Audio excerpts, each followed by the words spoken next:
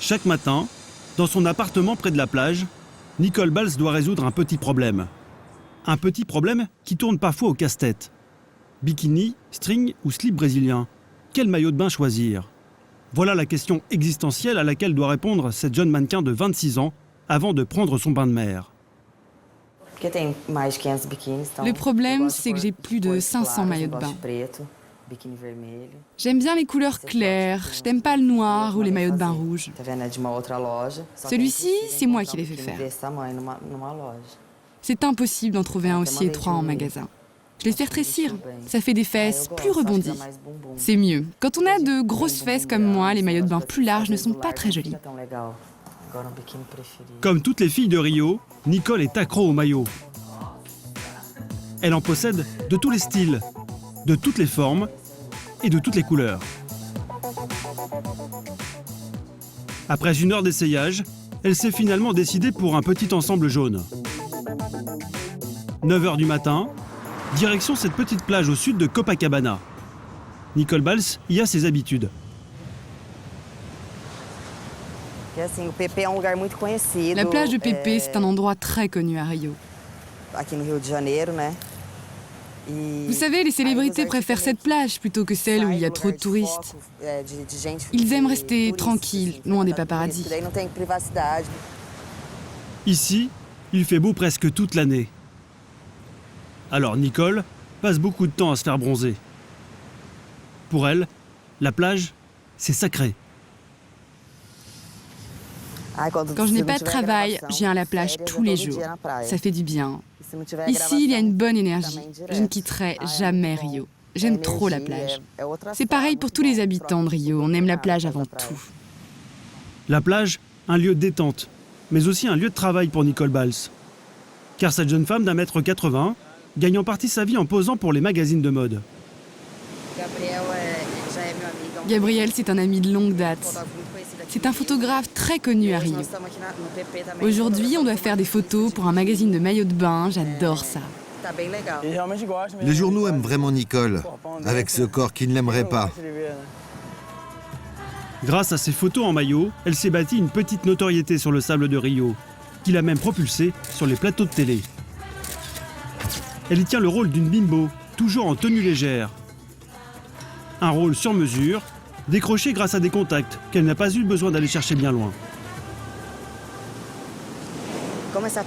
Comme cette plage est très fréquentée par des célébrités, des réalisateurs, des acteurs, alors on finit par échanger des informations et parfois même, on finit par avoir de grandes propositions de travail à la plage. Nicole Balz, c'est un peu le symbole de Rio. Un corps bronzé, un maillot de bain, une plage de sable chaud. Le cocktail qui a rendu légendaire les plages de la ville et qui a fait leur célébrité dans le monde entier. Car à Rio de Janeiro, il y a des noms qui font rêver. Le Corcovado, le pain de sucre, mais surtout Copacabana et Ipanema. Les deux plages les plus connues au monde. La ville s'est construite autour d'elles. Au nord, Copacabana. Cette demi-lune de sable chaud s'étire sur plus de 4,5 km. Au sud, Ipanema, plus chic. C'est ici que furent inventés la bossa nova et le string brésilien. Ces deux plages sont les symboles mondiaux de l'exotisme et du glamour. 3 millions de touristes étrangers viennent s'y faire bronzer chaque année. Mais la plage à Rio, ce n'est pas seulement le tourisme. Commerce, immobilier, spéculation, le front de mer attise tous les appétits. Il est devenu le poumon économique de la ville. C'est le lieu de la débrouille et des réussites spectaculaires pour de nombreux Brésiliens et même pour des Français. Enquête sur ceux qui cherchent à faire fortune sur le sable de Rio.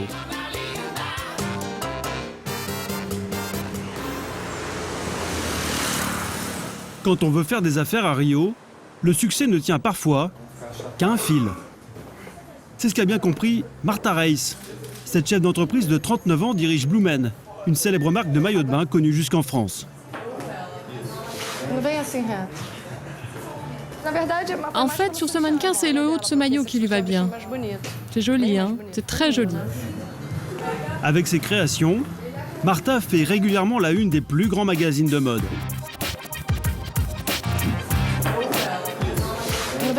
Vas-y, avance. Cet après-midi, la créatrice a réuni toute son équipe dans son salon pour préparer un rendez-vous qu'elle ne veut surtout pas manquer. La semaine de la mode à Rio. Elle doit y présenter ses derniers modèles. Cette saison, ce sera plutôt l'élégance qu'on met en avant. Il y aura moins d'agressivité sexuelle, moins de sensualité. Mais ce sera plus mystérieux.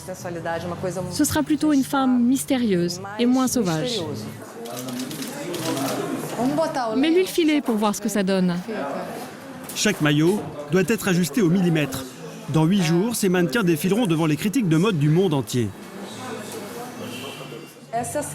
C'est la dernière semaine avant le défilé, alors on est super nerveux. Parce qu'en plus de préparer le défilé, on travaille sur la nouvelle collection. Donc on fait plusieurs choses en même temps et c'est vraiment compliqué.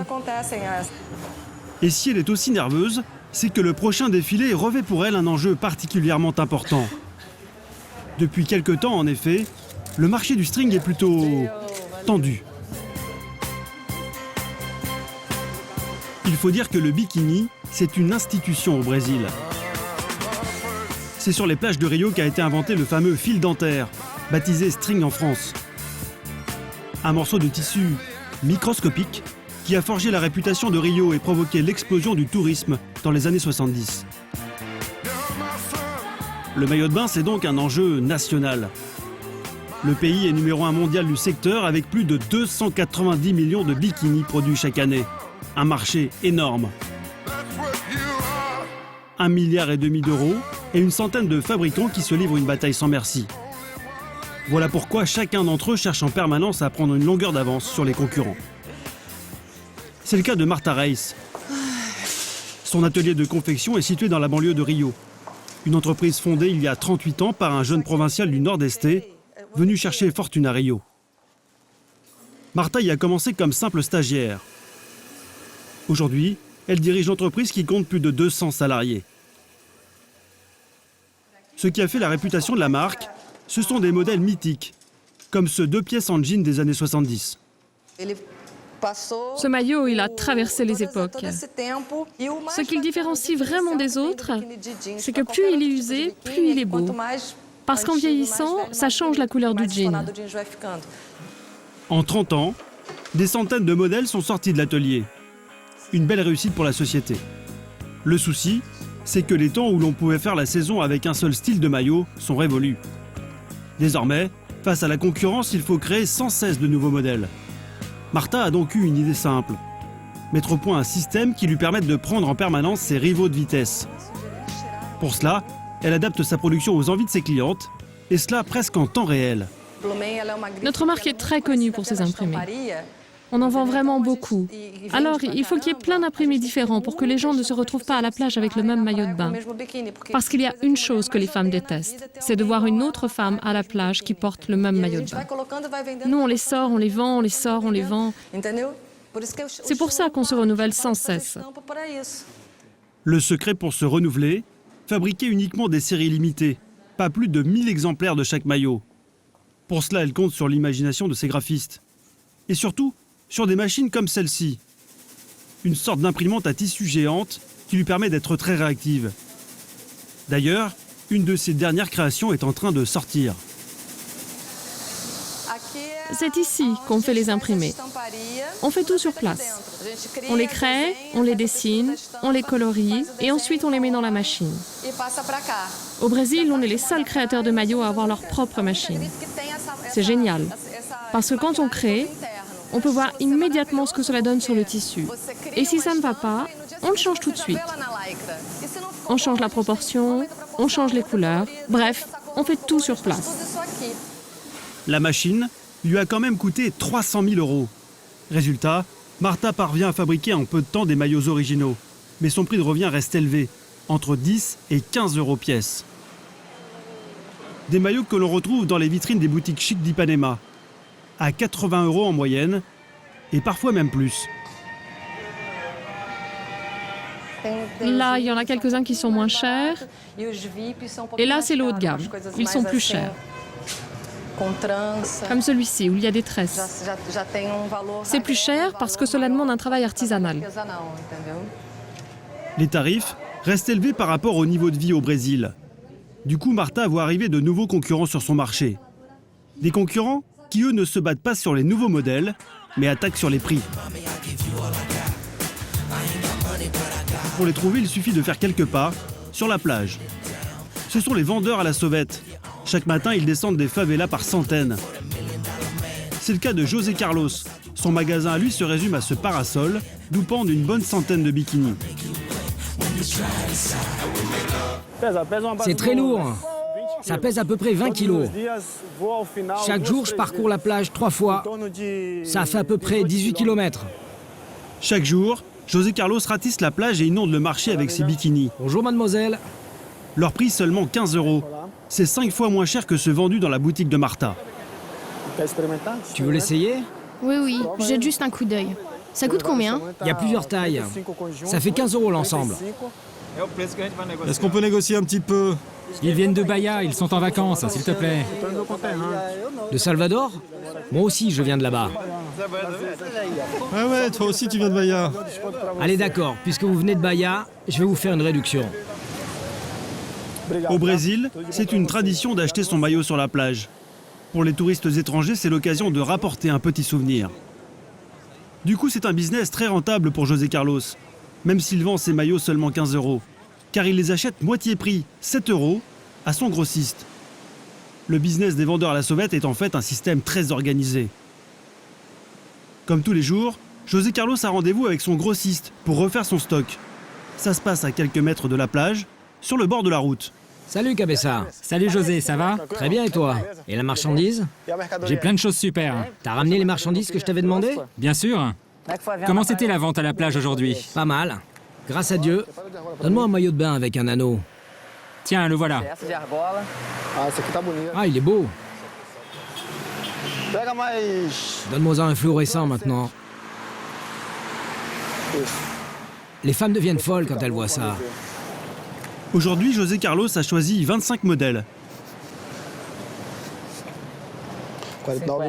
Ça fait 116 €. Tu me fais une petite remise? Je t'ai dit 116? Oui. Je te le fais à 110. Tu me le fais à 110 €? Ça te va? Ok, très bien. Ici, pas de contrat, pas de facture. L'affaire se règle en argent liquide et peu importe la couleur du billet. Les dollars, c'est aussi de l'argent. Si moi je suis payé en dollars, il faut qu'il accepte d'être payé comme moi. Quand un client n'a que des dollars, on les prend, c'est comme ça. Notre but, c'est de vendre, seulement de vendre. C'est bon pour toi?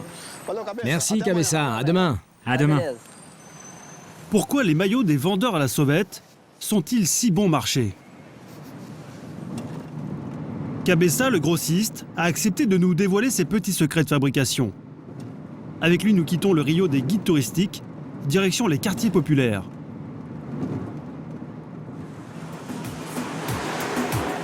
Rio est entouré d'1 millier de favelas, des bidonvilles accrochés aux montagnes, avec vue directe sur la mer. Un habitant sur 5 vit dans ces favelas, et c'est le lieu, vous allez voir, d'une économie florissante. C'est dans l'une de ces villes de la périphérie qu'habite Cabessa. Pour se sortir de la misère, il s'est découvert des talents d'entrepreneur. Avant, je vendais du gaz. Maintenant, je vends des maillots de bain. Ça n'a plus rien à voir. C'est complètement différent. Il y a 3 ans, ma vie a complètement changé. Et c'est un bon business. Je ne changerai pour rien au monde. Sa fabrique à lui, c'est cette petite maison avec les murs peints en vert. Une petite trentaine de mètres carrés. Il y a quelques mois, Cabessa a transformé la pièce principale en atelier de confection. Et il a embauché toute la belle famille.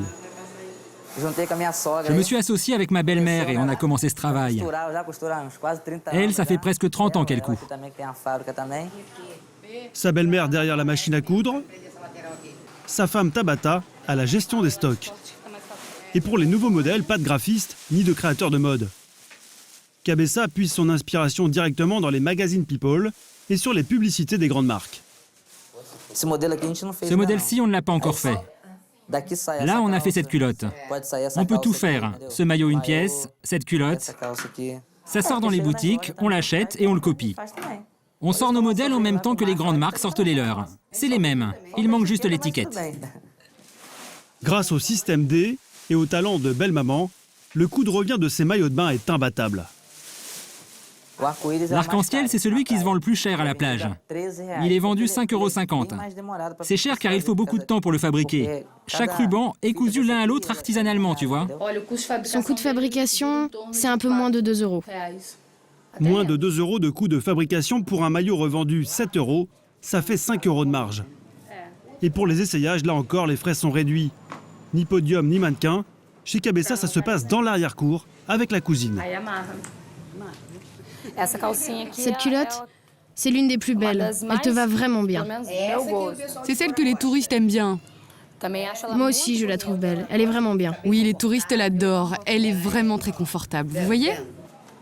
L'été, Cabeça vend jusqu'à 1000 maillots par semaine et gagne jusqu'à 1500 € par mois, 3 fois le SMIC brésilien. Comme lui, ils sont des centaines à exploiter le filon. Résultat, les petits vendeurs des favelas ont grignoté près de 20% du marché aux fabricants traditionnels.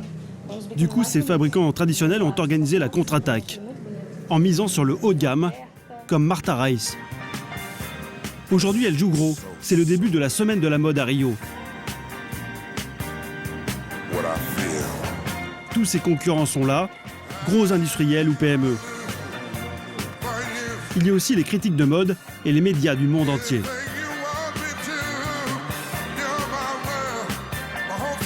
Nous sommes au 3e jour des défilés. Dans quelques minutes, Marta Reis va dévoiler sa nouvelle collection. L'accueil fait à son défilé aura un impact direct sur les ventes. En coulisses, la jeune directrice ne tient plus en place. Ça fait déjà 16 ans que je travaille comme ça et c'est toujours la même chose. J'ai des montées d'adrénaline, je ne dors plus. Et pendant le défilé, je ne sais plus si c'est bien ou si c'est nul. C'est complètement fou. Cette année, Marta a parié sur un show aux accents espagnols et sur une mode très sage, avec le grand retour du maillot une pièce. Ça n'a l'air de rien, mais c'est une petite révolution au pays du string.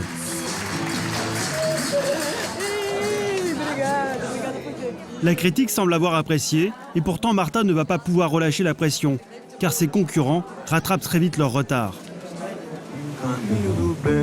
Retour sur la plage avec José Carlos, le vendeur à la sauvette. D'ici quelques jours à peine, il proposera les copies des maillots de Marta accrochés à son parasol.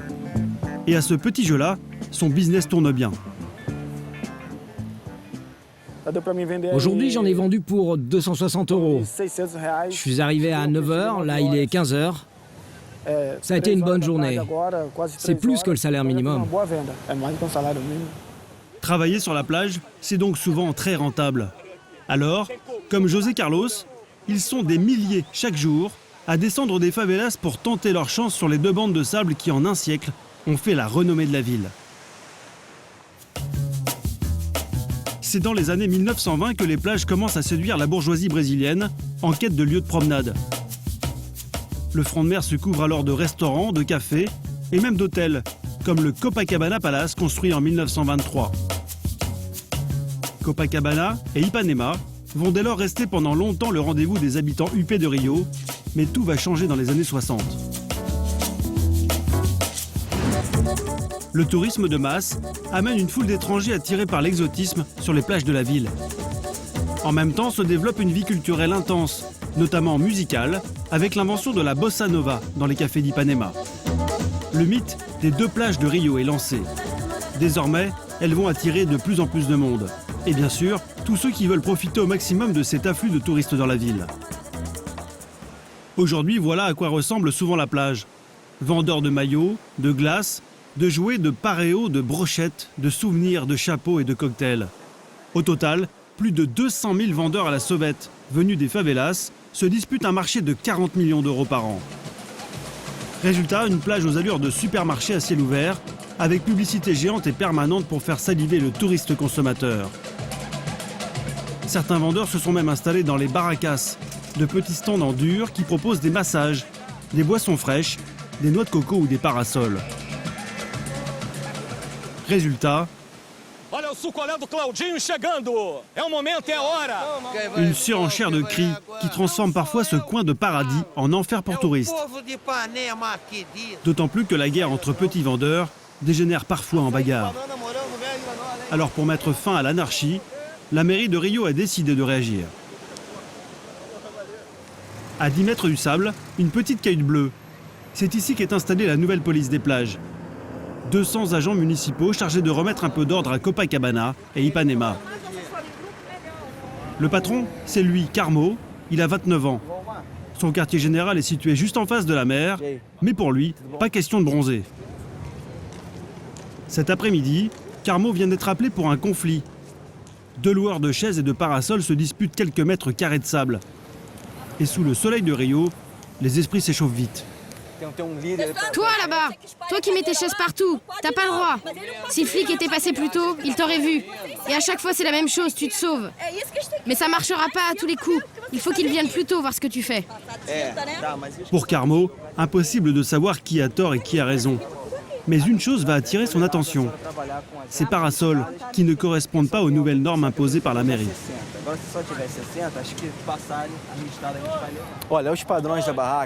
Ici, il faut que les chaises et les parasols soient rouges. Chaque plage a une norme.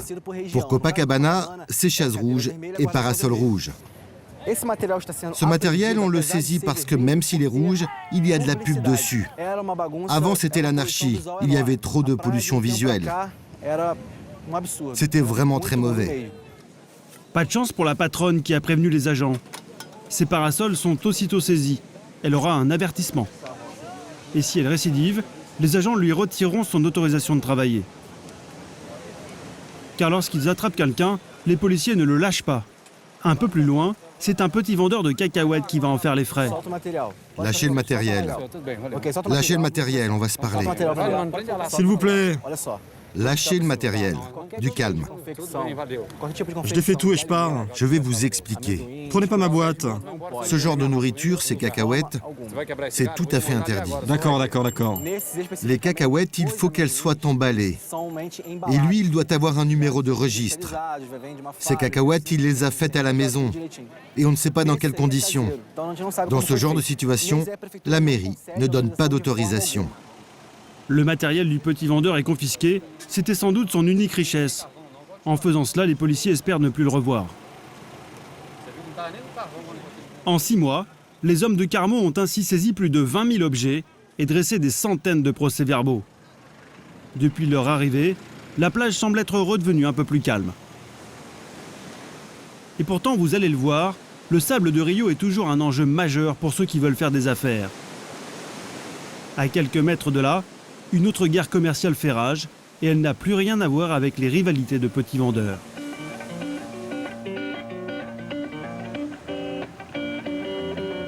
Cette guerre, c'est celle de l'immobilier sur le front de mer. Les 2 plages d'Ipanema et Copacabana sont bordées d'une ligne ininterrompue d'immeubles construits dans les années 60 et 70. À l'époque, avec l'arrivée du tourisme de masse, les tours ont poussé comme des champignons autour de la baie naturelle de Rio. Et pour les cariocas aujourd'hui, habiter ces immeubles du front de mer, c'est un must, un symbole de réussite sociale. Et comme il n'y a plus un mètre carré de disponible, les prix flambent. D'autant que la ville s'apprête à accueillir 2 événements planétaires. Coupe du monde de football en 2014 et Jeux olympiques en 2016. L'occasion de réaliser de grosses affaires, des centaines de businessmen étrangers l'ont bien senti. Parmi eux, beaucoup de Français. C'est le cas d'Arnaud Bugon, un jeune Parisien de 35 ans. Cet ex-banquier parisien a choisi de prendre le large il y a 5 ans. Et c'est dans la baie de Rio qu'il a jeté l'ancre. C'est pas mal, j'aime beaucoup. J'aime bien les open space. On est dedans, c'est nickel. Aujourd'hui, c'est bien. En plus, il fait beau. Au début de l'hiver. Ça va. Il n'en a pas l'air comme ça, mais Arnaud est en plein travail. Le Français a monté son agence immobilière au Brésil il y a 3 ans. Son créneau, le luxe, aujourd'hui, il est en repérage au large de la baie de Rio. Il y a pas mal de propriétés, pas mal de millionnaires, de stars du showbiz, de sportifs qui ont leur petite maison. Arnaud est ce qu'on appelle un chasseur d'appartements. Son métier, dénicher des villas de luxe pour le compte de riches clients. Il est payé à la commission, 5% sur les ventes et 25% sur les locations. Alors il est toujours à l'affût des logements les plus chers et les plus luxueux. Des perles rares qu'il déniche souvent sur son terrain de chasse favori, en haut des immeubles d'Ipanema. A priori, le décor ne fait pas rêver. Pourtant, au dernier étage de ces tours, le prix des appartements peut atteindre des sommets. Cet après-midi, Arnaud a rendez-vous avec un client argentin. Et pour empocher une grosse commission, il est bien décidé à lui en mettre plein la vue. On va commencer par la terrasse. Là, ici, tu as des meubles des années 50. Alors, là, on est à Ipanema, du côté de la Lagoa. Donc là, tu as la montagne de Cantagalo, Morro dos Cabritos, le Christ sur le Corcovado et la Lagoa qui est juste devant. On est bien à Rio. C'est une maison très élégante. Elle n'a l'air de rien comme ça, mais en fait, tout est caché. Je suis assez d'accord. Moi, j'adore cette maison. Et la nuit, c'est magnifique. Un panorama spectaculaire et plus de 300 mètres carrés habitables. Valeur estimée, 2 millions d'euros. Une petite fortune, comme tous les appartements du quartier. Le front de mer à Ipanema, donc sur l'avenue Vieira Soto, qui est la rue la plus chère d'Amérique du Sud. Un appartement de 600 mètres carrés, il faut compter dans les 20-25 millions de réals, 10-12 millions d'euros. Un mètre carré, c'est combien 12 millions divisé par 600, 20 000 euros. 20 000 euros le mètre carré. C'est le plus cher d'Amérique latine, 3 fois plus que le prix moyen du mètre carré à Paris. C'est un quartier où on a accès à la plage systématiquement en moins de 5 minutes. C'est l'endroit où tout le monde veut être. C'est tout petit, il y a une quarantaine de rues. En général, les gens veulent des penthouses, des coberturas, le dernier étage. Il n'y en a malheureusement qu'un par immeuble. Et encore, tous les immeubles n'ont pas des penthouses. Même chose, loi de l'offre et de la demande. Très peu d'offres, beaucoup de demandes, les prix augmentent. Pour l'instant, l'appartement n'est pas à vendre. Mais Arnaud le loue à un tarif qui fait déjà tourner la tête, 900 euros la nuit. À ce prix-là, le personnel de maison est compris. À Rio, soit tu es femme de ménage, soit tu es une femme de ménage. Donc tous les appartements, même un appartement de 2 chambres de 60 mètres carrés, il y a une petite aire de service. Fin de la visite. Le client argentin n'est pas encore conquis, alors direction Copacabana, pour un appartement encore plus haut de gamme. Arnaud en possède une 50aine dans son catalogue. Celui-ci est l'un des plus chers. Là, tu as une vue magnifique vers Arpoador et Copacabana. De l'autre côté, en face, tu as Niterói, l'Aimé et le pain de sucre. Bref, tu vois toute la baie de Copacabana. Toute petite chambre. 1000 mètres carrés, 6 chambres, 9 salles de bain. C'est vraiment un bel endroit pour vivre. C'est bien placé. C'est parfait, j'adore. Et il n'a pas encore tout vu. Une petite surprise l'attend sur le toit. Depuis la piscine à débordement, la vue est imprenable sur la mythique plage de Copacabana. Tarif de la suite, 3 000 euros la nuit. Et encore pour Arnaud, c'est bon marché. On est dans ces tarifs-là, même un petit peu en dessous du prix du marché. Pas mal de gens pensent venir ici comme si c'était un pays du tiers-monde, ce qui n'est pas du tout le cas. Rio est une ville très chère, c'est sûrement une des villes les plus chères d'Amérique du Sud. Le client argentin s'est donné du temps pour réfléchir. Peu importe, Arnaud sait qu'il trouvera certainement preneur. Car à la location ou à la vente, ces biens d'exception sont très demandés et Arnaud empoche en moyenne 15 000 euros de commission par mois. 5 ans après son arrivée, le jeune Français est tombé amoureux du Brésil et de Juliana, une Colombienne rencontrée à Rio. Ils se sont mariés et ont créé ensemble leur agence immobilière dans le quartier de Copacabana. Ils ont recruté une petite dizaine de commerciaux, tous polyglottes, qui démarchent des clients fortunés dans le monde entier. Mike qui est canadien, Selva qui est allemande et turque. Mais sa réussite sur le créneau de l'immobilier de luxe s'explique surtout par une stratégie commerciale bien rodée. Pour se faire de la publicité, Arnaud a eu une idée toute simple. Organiser des soirées pour le Gotha de Rio de Janeiro, sa clientèle de prédilection. Plusieurs fois par mois, l'agent immobilier se transforme en maître de cérémonie VIP et il a l'œil partout. On n'organise jamais de fête dans cet appartement, mais là c'est exceptionnel. C'est pour des ambassadeurs et des chambres de commerce. Ça devrait être tranquille. Ah oui, c'est bien pour vous. C'est plutôt bien pour l'image, ouais. Ouais, c'est du bon marketing pour vous. Ce soir, le somptueux appartement de Copacabana va servir de décor à une prestigieuse surprise party. L'anniversaire de la consul commerciale américaine. Dans quelques heures, tous les décideurs de la ville seront là. L'occasion idéale pour proposer ses services. C'est quand même un gros événement avec des gens importants, donc on a envie que tout soit parfait. Donc on contrôle tout jusqu'au dernier moment. L'enjeu est énorme. Arnaud a investi plusieurs milliers d'euros. Il faut que la soirée soit rentable. 21h, les invités commencent à arriver. Personnel d'ambassade, hommes d'affaires et leurs épouses. Près de 200 VIP triés sur le volet. Mais la personne la plus importante pour Arnaud, c'est cette femme en robe bleue, la consul américaine. Camille Richardson fête ses 40 ans et va prononcer un discours. L'objectif du jeune Français, c'est que la diplomate parle de lui, et pour ça, il a tout prévu. En milieu de soirée, Arnaud incite Camille Richardson à prendre le micro pour les remerciements. Bonsoir tout le monde. Vous vous amusez bien? Tout le monde est attentif. Pour Arnaud et son épouse Juliana, c'est le moment idéal.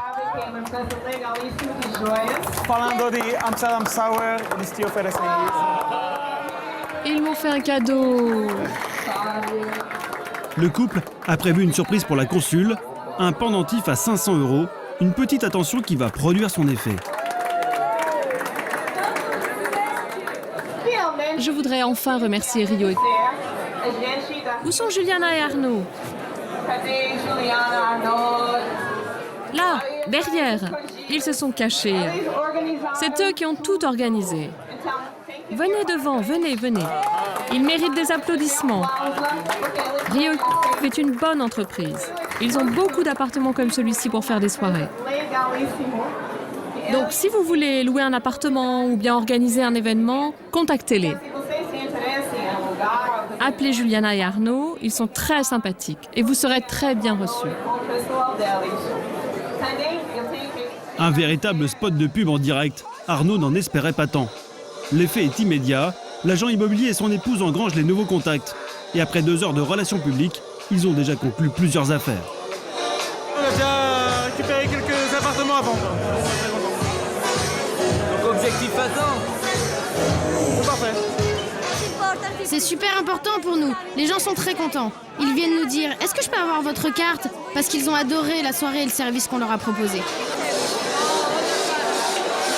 La soirée est un succès commercial. Et pourtant, faire des affaires ici pour les étrangers n'est pas toujours aussi simple. Certains l'ont appris à leurs dépens. Arnaud n'est pas le seul Français à avoir tenté l'aventure à Rio. Boulangerie, restauration, bijouterie ou cosmétiques, des centaines de nos compatriotes tentent de s'implanter chaque année. Mais pour certains d'entre eux, le rêve se transforme parfois en cauchemar.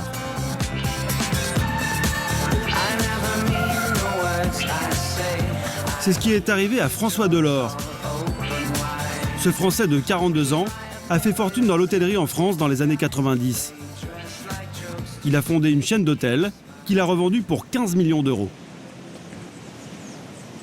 Attiré par les tropiques, François Delors traverse alors l'Atlantique. Il s'installe à Rio en 2004 et réinvestit une partie de sa fortune dans la construction de cet hôtel de luxe. C'est aujourd'hui l'un des plus beaux de la ville. Ouais, je vais montrer quelques chambres. Prix des chambres, entre 350 et 1400 € la nuit. Une autre petite chambre qui est assez sympa. Ici, seulement 44 chambres comme celle-ci et un spa, planté dans un décor paradisiaque. On appelle ça les boutiques hôtels. C'est tout l'inverse des grands ensembles bétonnés du front de mer, à Ipanema ou Copacabana. Quand tu es ici, que tu as cette lumière, que tu as cette vue, que tu as cette tranquillité et que si tu fais attention, tu n'as aucun bruit ici, Tu vois, t'as que des oiseaux. T'es vraiment sous les tropiques et t'es vraiment à Rio. Ouais. Alors que quand t'es à Ipanema, c'est affreux, l'architecture c'est des plus moches qu'on puisse trouver, c'est vraiment lamentable. Mais pour bâtir son paradis tropical, François Delors a vécu l'enfer. 8 millions d'euros investis et 4 ans de travaux au lieu d'une année prévue. Son aventure brésilienne a bien failli tourner au fiasco. Pour construire son hôtel de charme, François Delors choisit en 2004 le quartier pittoresque de Santa Teresa, avec ses rues pavées et son tramway. À 5 km des plages, c'est une sorte de petit Montmartre verdoyant. Oui, mais un Montmartre entouré de 8 favelas. Un paramètre que François Delors sous-estime à l'époque et qui va être la cause de 4 années de galère. Les archives. Les ennuis commencent dès le début des travaux. Le corps de bâtiment que François achète à l'époque est une véritable ruine.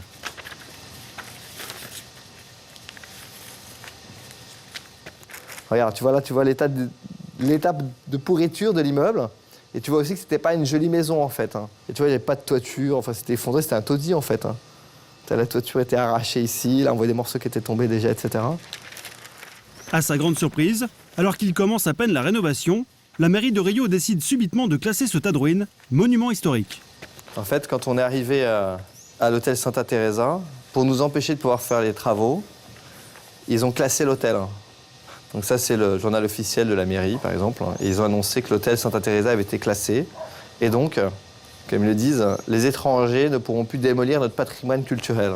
On avait en permanence une dizaine de gars de la préfecture qui étaient dans l'hôtel pour nous empêcher de travailler. Toi, en attendant, tu as 150 ouvriers qui sont des pouces sur le chantier. Ça te coûte genre 10 000 $ par jour.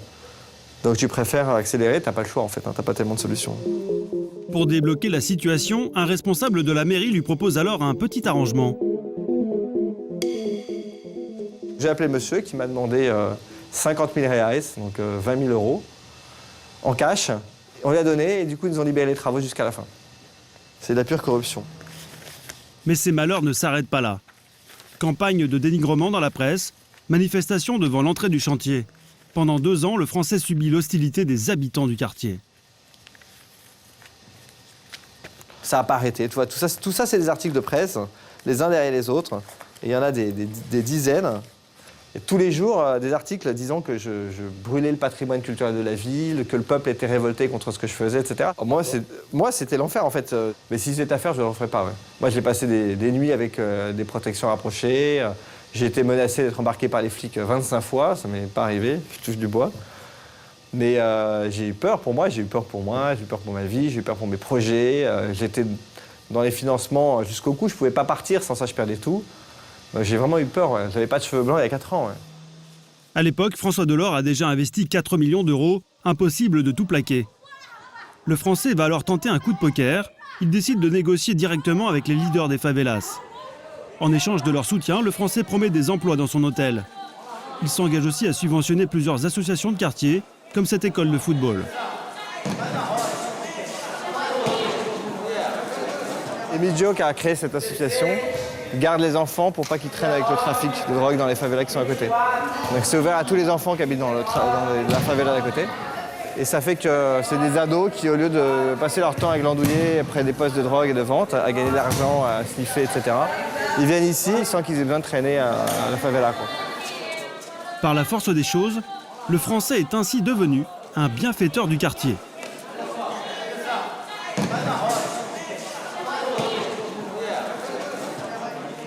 Il faut compter avec ce qu'ils appellent ici la société civile, mais en fait avec l'expression brésilienne de la société civile. Et la société civile, ça veut dire accepter qu'elle a, elle, des règles imposées par les gangs, par les bandits. Apprendre à cohabiter avec la population des favelas n'a pourtant pas réglé tous ses soucis.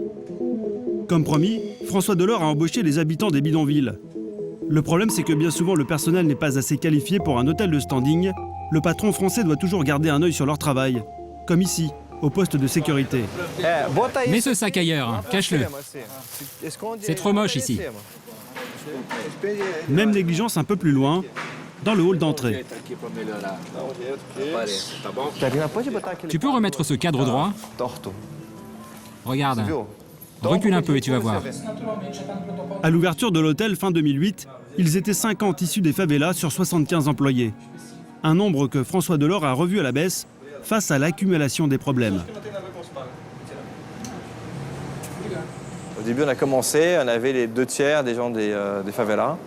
Maintenant, on a 1 tiers, mais en fait, on a quand même beaucoup de vols et beaucoup de plaintes de clients. Et il ne suffit pas de vouloir faire bien, il faut l'hôtel, les clients... Au Brésil, les clients ne pardonnent pas. L'histoire que tu peux leur raconter sur le fait que tu prends les gens des favelas, ils s'en foutent, ils payent le prix normal et ils veulent un service en proportion à ce qu'ils payent, en proportion à ce que tu promets. Malgré tous ces soucis, François Delors ne semble pas découragé. Il aimerait aujourd'hui ouvrir un 2e établissement et pour cela, il a racheté cette vieille bâtisse à quelques rues de son hôtel. À seulement 230 000 €, il pensait réaliser une bonne affaire. Malheureusement trop belle pour être vraie, pour lui le cauchemar continue. La propriétaire est partie après avoir reçu l'acompte. Donc elle a encaissé l'acompte et puis elle a disparu de la circulation. Et tu vois, c'est pas facile, tu achètes un truc, tu fais un contrat, tu fais enregistrer tout ça chez les juges, etc. Tu fais un contrat en bonne et due forme. Et juste à ce moment-là, la bonne femme part avec l'argent, quoi, comme s'il n'y avait pas de loi et qu'il n'y avait pas aucune moralité. Ouais. Bref, faire des affaires à Rio peut s'avérer très compliqué. Pourtant, comme François Delors, beaucoup continuent à y croire, pariant sur les incroyables perspectives de croissance économique du Brésil. Parmi eux, l'agent immobilier français Arnaud Bugon. Pour lui, les affaires sont plutôt florissantes. Ce matin, il va tenter un gros coup. Il a rendez-vous à l'héliport de Rio avec un millionnaire anglais qui cherche à investir dans l'immobilier au Brésil. L'homme est, semble-t-il, prêt à faire un gros chèque. Arnaud va lui montrer le fleuron de son catalogue. Et pour cela, il ne lésine pas sur les moyens. Il a loué cet hélicoptère 2 000 € pour la demi-journée. Quand on doit se faire des petites journées comme ça, aller-retour dans la journée en fonction des destinations, l'hélico c'est effectivement le plus simple. On ne va pas pouvoir passer 2-3 jours sur place, donc on prend l'hélico. Pour en mettre plein la vue aux clients, le voyage commence par un rapide survol de la baie de Rio. Puis direction l'archipel d'Angra dos Reis, à 40 minutes de vol.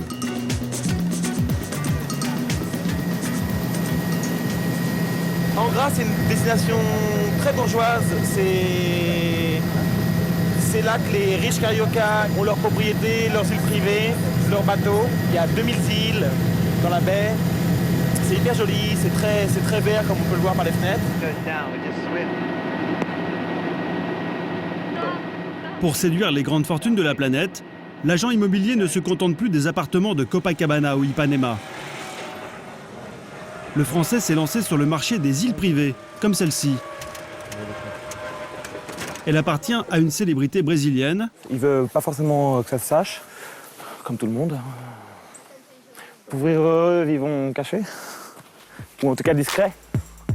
Un propriétaire discret qui vient rarement sur son île et qui aimerait la louer. Arnaud est chargé de trouver les clients. Et ici, il ne manque pas d'arguments.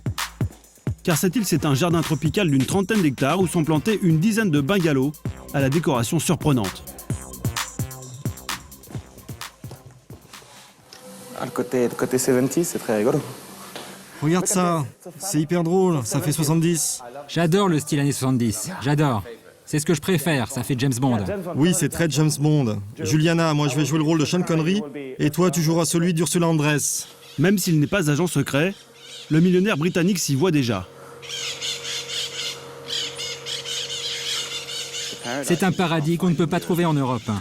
Et ce que tu ressens ici, tu ne peux pas l'avoir en Europe. C'est tropical, on se sent vraiment sous les tropiques.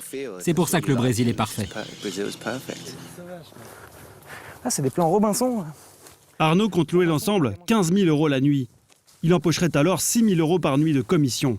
À ce prix-là, pas question de ménager ses efforts. Après 1 heure de marche, la visite se termine au sommet de l'île, où une petite surprise les attend. Ah oui, ça c'est pour les avions. C'est la petite piste pour poser les avions. Si jamais vous préférez l'avion à l'hélicoptère, il y a le choix. Si Arnaud Bugon met autant d'énergie à trouver ainsi des sites exceptionnels, c'est qu'il sait qu'il y a au Brésil un incroyable réservoir de clients pour son agence. Des clients capables de dépenser des fortunes pour une nuit de rêve dans la baie de Rio. Car en plein boom économique, le pays le plus riche d'Amérique latine compte un millionnaire de plus toutes les 10 minutes. Selon le magazine Forbes, 18 milliardaires brésiliens ont rejoint le club très fermé des plus grosses fortunes mondiales. Des nouveaux riches que Rio attire comme un aimant. Car plus que jamais, la cité Carioca est un symbole de réussite. Dans cette voiture de sport, João Carlos Cavalcanti, 60 ans. Il est surnommé « l'homme qui valait 3 milliards ». Une richesse qu'il affiche sans complexe.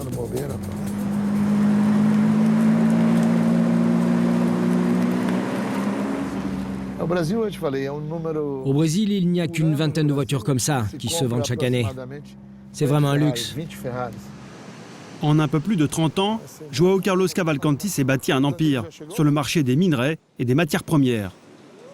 Sa multinationale exploite une quinzaine de gisements de minerais dans tout le pays. Ça, c'est le type de minerai qu'on recherche. Du fer, du nickel, du cuivre. Là, dans cette étagère, il y a tous les minerais que mon entreprise prospecte. Des cailloux que ce modeste fils de mécanicien ferroviaire né à Salvador de Bahia a su transformer en or. Dans les années 70, avec un simple diplôme de géologie et une bonne dose de culot, João Carlos se lance dans l'exploration du sous-sol brésilien. J'ai parcouru tout le Brésil avec un 4x4, une boussole, un marteau et quelqu'un pour m'aider. Et j'ai découvert des gisements. Ma première grande découverte, c'était en 1986. C'était un énorme gisement de calcaire. Je l'ai vendu à un gros groupe industriel. Ça a eu des répercussions économiques dans le monde entier. 35 ans plus tard, son pays est devenu le 3e producteur mondial de minerais. João Carlos fait partie du club très fermé des 20 plus grosses fortunes du Brésil. Il parcourt sans cesse le pays, et pourtant c'est à Rio qu'il préfère toujours revenir. Ce matin, comme plusieurs fois par mois, le milliardaire a décidé de s'offrir une escapade amoureuse à Copacabana avec son épouse Renilce. Ça, c'est mon jet. Je l'utilise à l'intérieur du Brésil. J'en ai un autre plus gros que j'utilise pour mes voyages internationaux. Mais il est en révision en ce moment aux États-Unis. Celui-là coûte à peu près 10 ou 12 millions de dollars. L'autre en vaut 30 millions. Comme beaucoup de milliardaires brésiliens, João Carlos étale volontiers sa fortune, quitte à paraître un peu bling-bling. Des ceintures et des spots plaqués or. Ses initiales sur les ailes du jet. João Carlos, c'est l'incarnation du nouveau rêve brésilien. Dans une journée, je peux faire 3 ou 4 réunions dans des endroits différents avec ce jet. Il vole à 900 km/h, il est très rapide. Je peux prendre le petit déjeuner quelque part, partir dîner ailleurs et enfin dormir dans un endroit encore différent. Le Brésil offre d'énormes opportunités, et même aux personnes issues des favelas de Rio. S'il a la tête sur les épaules, s'il est créatif, un gars des favelas peut devenir millionnaire. C'est déjà arrivé. Moi, j'en suis l'exemple parfait. Et il y en a plein d'autres comme moi, qui n'avaient rien et qui sont arrivés au sommet. Et pour lui, un endroit à Rio symbolise mieux que tous les autres le luxe et la réussite. Le Copacabana Palace. Construit en 1923, c'est le plus célèbre et le plus ancien hôtel de luxe d'Amérique latine. Sur 11 étages, une centaine de chambres et 126 suites. Des générations de stars et de puissants y ont séjourné. La décoration est un peu désuète, mais pour João Carlos, c'est le fantasme de toute une vie. Ça a l'odeur des années 50. C'était les années d'or.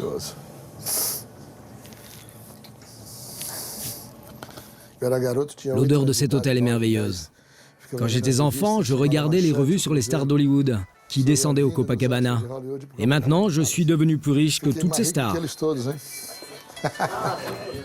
Ce samedi soir, ce n'est pas seulement une suite à 1 600 € la nuit que s'offre le milliardaire, mais une belle tranche de rêve. Un séjour en amoureux avec vue sur Copacabana, l'une des plus célèbres plages au monde.